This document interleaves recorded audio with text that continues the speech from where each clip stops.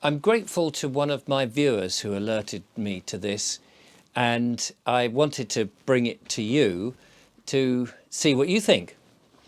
Like all my pieces, these are just my opinions, but if there are things that I'm a little bit nervous about, it's always good to go to official sources, of course. And so on this particular one, I have followed this up by looking on the government's own websites to see what they say. So I was alerted to a speech made by Andrew Bridgen, who I believe is the MP for North West Leicestershire.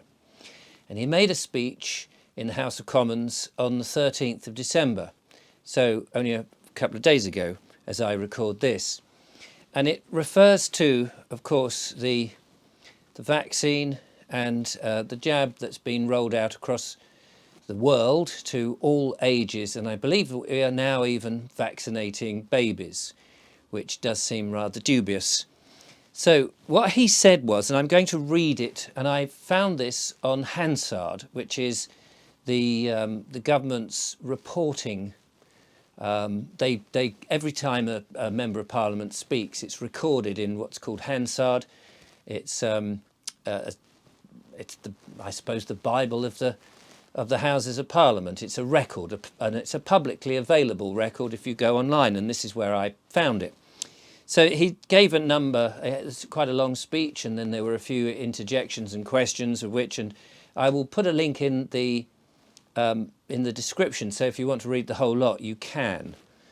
But the main bit that I want to talk about is this. He said, since the rollout in the UK of the BioNTech-Pfizer mRNA vaccine, we've had almost 500,000 yellow card reports of adverse effects from the public.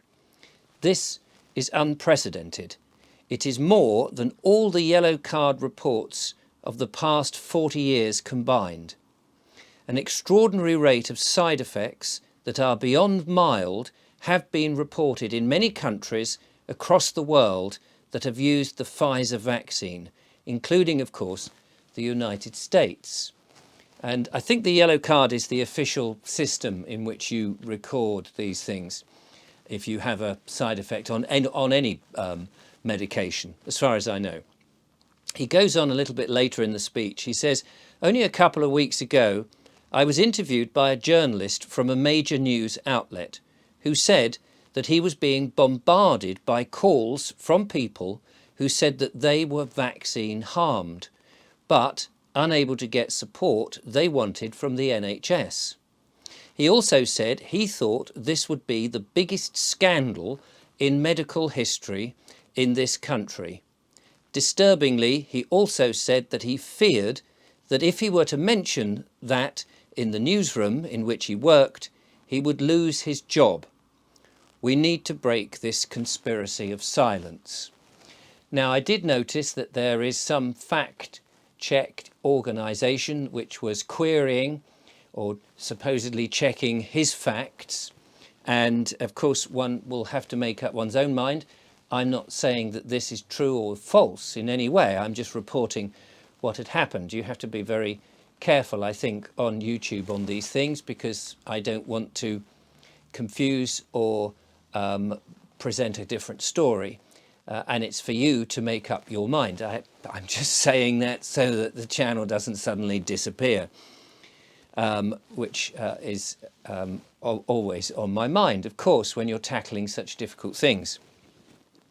So that was that. Now, it's interesting because cardiologist, now I'm going to try to get his name correct, Aseem Malhotra, I think, was talking that we need to stop this. We need to stop the vaccination, bring a halt to it. We don't need it because now Omicron, the latest variant, is no worse than a cold. It's just a cold, he said.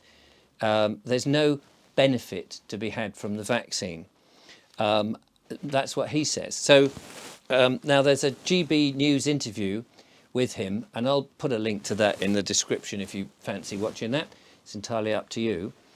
I was curious then to see what the latest report on the vaccine said on the government's own website just to, get my own mind clear about it. So you can go online and you can look this up. COVID-19 vaccine surveillance report week 48, it says, which is the 1st of December 2022. And I'm going to read this out, and the first bit's a bit boring and complicated, but I'll try and read this out and make it as interesting because it's fascinating, I think. Now, there's a whole load of other stuff that goes with this, so I am taking this out of context. I know that. I'm not trying to, highlight this in any other way than what they say.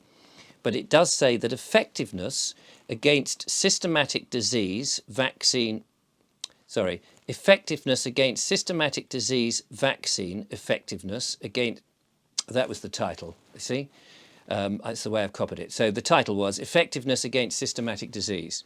Vaccine effectiveness against systematic COVID-19 has been assessed in England based on the community testing data linked to vaccine data from the National Immunisation Management System, which is NIMS. Anyway, I told you the first bit was a bit boring, but there it is. So, infection survey and GP electronic health recording data. Here it goes. After 2 doses of the AstraZeneca vaccine, vaccine effectiveness against the Omicron variant starts at 45 to 50% and then drops to almost no effect from 25 weeks after the second dose. With 2 doses of the Pfizer or the Moderna, effectiveness drops from around 65 to 70% down to 15% by 25 weeks after the second dose. For 2 to 4 weeks after the booster dose of either the Pfizer or the Moderna vaccine following an AstraZeneca or Pfizer primary course, the effectiveness ranges from 60 to 75%, dropping to almost no effect from 20 plus weeks after the booster. This is all on the government's own website. This is not a third party saying it. This is the government reporting it. Vaccine effectiveness estimates for the booster doses are very similar, irrespective of the primary course received. Vaccine effectiveness is generally slightly higher in the younger compared to the older age groups. After community testing for COVID-19 was reduced in April 2022, we're no longer able to assess the vaccine effectiveness against systematic disease using this data. However, evidence suggests that effectiveness against systematic disease with subsequent sublineages of the Omicron variant is also low and wanes rapidly. So I read that, and you might interpret that differently, similar to Andrew Bridgen, that, I say similar to Andrew Bridgen, he's talking about the dangers of it. It's saying that basically it has no real great effect after 25 weeks, which is about, half a year, isn't it? And so that makes you wonder. You've got a leading cardiologist saying that basically Omicron is no worse than the cold. We know that Pfizer themselves have admitted that they never tested this to see whether it was possible to pass it on. And we know that people have been getting the COVID whether they were vaccinated or not. And that we know that actually right from the beginning, we were told that it was really the very elderly and the people with comorbidities who would be affected by such a virus.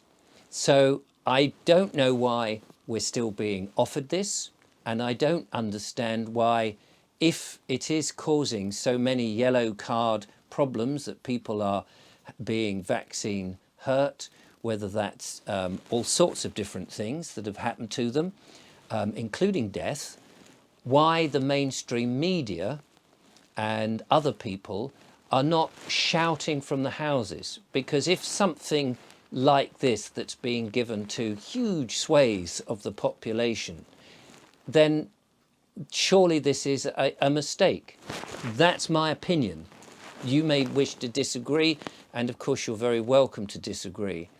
But should we not be allowed at least to talk about it? Hence, me being very delicate here to try not to make out that I'm saying facts or indeed spreading mischief. I would like a debate, a public debate about this vaccine so that we all feel open and free to talk about it. So over to you. What do you think?